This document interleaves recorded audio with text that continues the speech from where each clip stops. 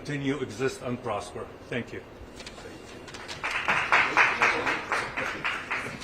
Hi, Doran Clark. I'm the state senator here, and just to amplify really what Saeed's saying is there's a short-term cash need, and I have a restaurant this is my district, and there's a restaurant in my district, Maya Cuisine, who has been shut down in this time of onslaught. And just yesterday they said, we need cash. And so they've asked everyone to, well, go buy some gift cards from them so when this ends that you can go and shop, and this gets them over the hump. A neighbor of mine runs a landscaping company, and he shared that as he started to talk to his workers in December, they said, we're all legal. We can't come back and work for you this year. We are too scared.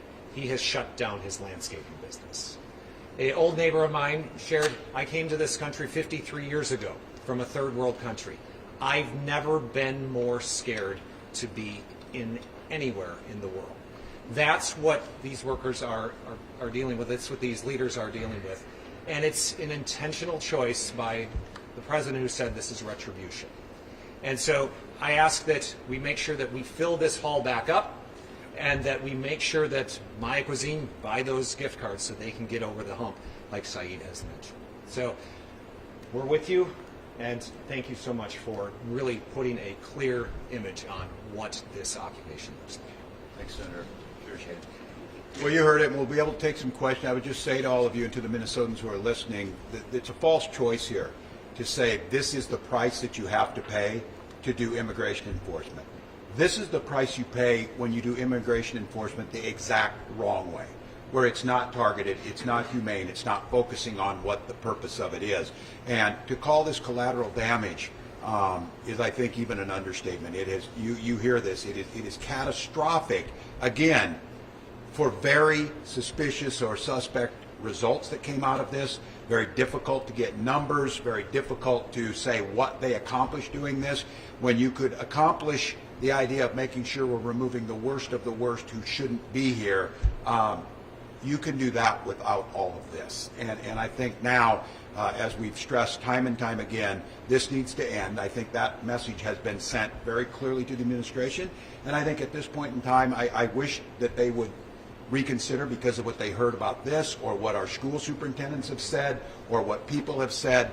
But the fact of the matter is I don't necessarily believe that. What I do know is they are cratering in support, that they are incredibly unpopular of what they're doing to people in this moment, and that is changing their posture. And what we need in Minnesota is them to do what we've asked them to do. Get out of here, do these investigations, stop this retribution campaign, but also to make sure we are simultaneously repairing the damage, working together, hearing you loud and clear, seeing what we can do through the state, seeing legislative what we can do, and then what we can do collectively as people, what we've seen on the streets who've gone out there and stood up for their neighbors. We need to take that same energy once these folks are gone and move that energy back indoors, as we said, to start spending money in Minnesota, start going out, make a conscious effort where you might not have. And I think what's so great about this city, and I say this, I get the opportunity to travel everywhere in every corner, but there's something surprising and wonderful every day. A new business, new things popping up, a new American dream that we've always fostered. Don't crush those. Do not crush those. Do not take that out. And I'm just, again, I'm going to remain hopeful at this moment, trusting but verifying. Every indication I have is that this thing is winding up on the front end. But I want to assure all Minnesotans, I want to assure the business owners, we don't see this as the end. Our work just starts now to start to clean some of this up. With that, we'll take some questions. Governor Walz, can you share any more specifics from your conversations with Tom Homan and Susie Walz about this? Yeah, as much as I can, and I'll be as candid as I can with all of you. I'm very careful with dealing with this administration because I think if you say things and if they don't like it, I think we've seen it, the word that comes out, if the Venezuelan president hadn't danced, maybe I don't know how they think. So I'm being very careful. I'll let them make the announcements. We have been absolutely clear that they need to reduce these numbers back to the pre-surge level, which has been about 150. I have welcomed any help if they're sending experts dealing with fraud and tightening up systems. But as I said, none of those people are here and the existing ones are gone. So they've assured us that I think we are moving towards that. I have made clear that this surge staying here there's absolutely no upside for the administration for them to be here. But what I worry about is we are on the edge of catastrophe every single day with these untrained agents out there, with the danger that's out there, with folks who want to cause disruptions. And so every day that the situation that's out on the street continues, it's a very dangerous one. So, if you love, just to follow up. yeah, go ahead. Have they followed through, in your opinion, with what they've said so far? It's hard to say. It's hard for me to verify. I think, Senator Clark, others have said this. The mood of the folks who are closest to this on the streets say no, that they're still out there. Our school superintendents say no, they're still here, they're still following us. My guess is that they have reduced the numbers, as they said. I have no reason to not believe that Mr. Holman didn't reduce the 700. But all of you picked up very quickly. That still leaves 2,300 people on the streets, and that in itself is so destructive. I have to be candid with you. I think holding the state together and the focus and everything that's happening and all the grassroots leaders that are out there, they have days to get done with this. The patience is incredibly thin, and what that means is people are adhering to peaceful, resistance to this. They're honoring their First Amendment rights, but everybody's feeling this. I mean, this is catastrophic economic damage. Look, the president said it, and I'll hold him to this. He said, "This is my economy, I own it." You damn right you do. You damn right you own it in Minnesota, because this is what you created. But with that being said, I think by next week they're going to be significant where all of us can measure that. And then again, I hope that we are pivoting correctly on this to the recovery phase that is going to be ongoing. So, can you expound a little bit on, follow up, you said that you expect within days, not weeks or months. yeah. Can you expound on that, because people are going to see... Yeah, I'm going to say this. It would be my hope that Mr. Holman goes out before Friday and announces that this thing is done. And they're bringing her down, and they're bringing her down in days. That would be my expectation. Now, for all of you, the reason this is so difficult is it is very important for the President of the United States to believe he wins every golf tournament, believes he wins everything. He views this as a zero sum.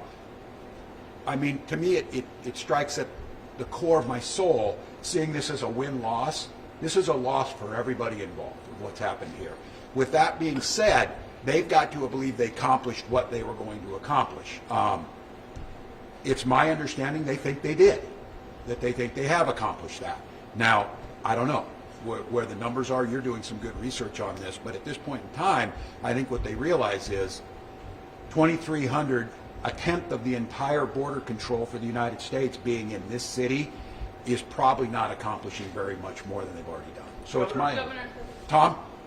The House Homeland Security Committee in Washington had a hearing today and heard from the acting director of ICE. He says things have de-escalated here. They've gone back to their original mission of targeting enforcement and not roving through neighborhoods looking for people. Did he say that in the hearing? Yes. Have you seen evidence of that, or have you not seen a major de-escalation? Yeah, it's a good question. And I started watching this hearing. Because look, we know the people who are there. This is fascinating because they've said they did everything right. They said that we're wrong about this.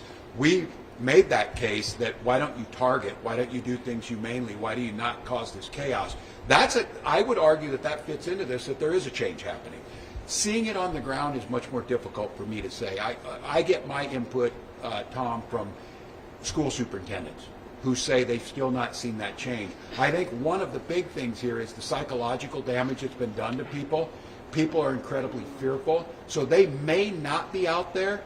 They may not be right in that neighborhood again, but we've got no proof they're not, and the unknown is almost worse than the known. Just a quick follow-up. Tom Holman told me last week this surge could end within 2 weeks. That was as of Friday. Do you think now it Yes. will actually end sooner? My hope is that he speaks this week and that this thing is done next week. I'm going to go out on a limb and say that's I've been telling. They can't keep kicking this down the road, and I think some of it's operationally here. These folks go in rotations of 30 days. I think they're coming up on a 30-day rotation, and when this group rotates out, instead of having a new group rotate in, that's where they'll end it. your guess is as good as mine on some of this because the collaboration and coordination. Now, I will say, since Mr. Holman has been here, we talk daily, we being our administration, folks at the Bureau of Prisons, our BCA is talking. There is much more communication happening with the state and locals, and so that leads me to believe that they are probably following through. So I think for Minnesotans, we wanted them out 10 weeks ago. This has gone on way too long. The damage is far too great, but I think we're probably on the verge of that. And, Governor, yeah. you're not the only elected official who's been struggling to get answers from the federal government. Why do you think it's taken so long to get this actual timeline from Tom Homan? And again, you're saying days until they leave. You're saying he could make the announcement soon. Can you just confirm that that is what's going to happen? It seems like I think it's hard. Look, you want to know my opinion on this? Depends what the mood the president is at night when they talk to him. If he's in an angry mood, I don't know. We don't talk to him after the Super Bowl halftime show. Wait till the next day, and then we get. It's true that we are getting responses based on emotion, and the problem that we have is no one knows what the chain of command is. This is where Tom Homan, I think, did change things. That there were multiple bosses on the ground, and I made this case that whether I believe Tom Homan or not, when he said he was going to do something, my biggest concern was I did not believe those agents on the ground were listening to Tom Homan because they were following a separate chain of command. I think what's changed now is that chain of command has tightened. I think, again, there's one person making the decisions in this, and that's Stephen Miller, and he's telling them what to do. That's coming on down. Once this thing became too politically difficult for them, I think there was a change, and that's what Tom Homan's job was. So look, if you're asking me, I'm skeptical, but in this case, I'm more hopeful than I've been that they're going to wind this thing down. We're still doing all the state government things. I need them to get out of here fast so that we can pivot and do our work to the cleanup of what's going to happen. Yeah. Commissioner, I know you said it's going to take a while until you can get the numbers here for the economic impact, but would you just feel comfortable maybe giving some estimates? I know you said Minneapolis said 100 million. I mean, would you feel comfortable saying several hundred million so you could reach billion for statewide? It's hard to put a number on it, and I suppose our Department of Revenue will eventually have something to say on this as well. But if the city of Minneapolis, let's just take their estimate of 100 million as a given, and you multiply that by St. Paul and the surrounding suburbs, and I'm a greater Minnesota guy, I see these activities in St. Cloud, Little Falls, Worthington, and beyond. And so surely the numbers do get very high. And whatever they may be, our job then is to do the best we can with the hand we've been dealt and try to mitigate those impacts for our businesses and our workers as fast as we can and get back to growing the economy for the sake of Minnesota and for the sake of the country. I think we should all be aligned on that it is good for the country, for Minnesota to thrive, and that's what we want to get back to. So can you reassure us? Mr. Waddy had a specific ask here. Mr. Waddy asked if he could get a forbearance on the sales tax. If restaurants could get that. Governor, is that a possibility? Well, I think right now we have to put everything on the table. We had this conversation. Some of us have the scars and battle scars of tip credit and different things. But these are things that the hospitality industry has brought up. I think it's appropriate now to put all of them on the table. There's things like credit card fees on sales tax and things. These are things the hospitality industry is bringing forward. Some of these predated this situation, but it's still all about, especially now that those have been exacerbated. So what I will say is that I think we have a responsibility to the business community across the state and to others to look at every single one of those proposals. What I'm able to do, if there's things I'm able to do through executive orders, through the executive branch, through deed, we're going to try and do those immediately, but they have the legislative process. The good news is we're going into session here shortly. We will have a budget forecast that comes out the end of February. I'm a little bit scared now in terms of that will be outdated, and because we base our budgeting in our legislative session based on the February forecast and the November forecast. The issue is will that be somewhat tainted by this where we're not getting current enough numbers? But I do think, and I will make the pledge, we will look at every one of these proposals seriously to see what we can do.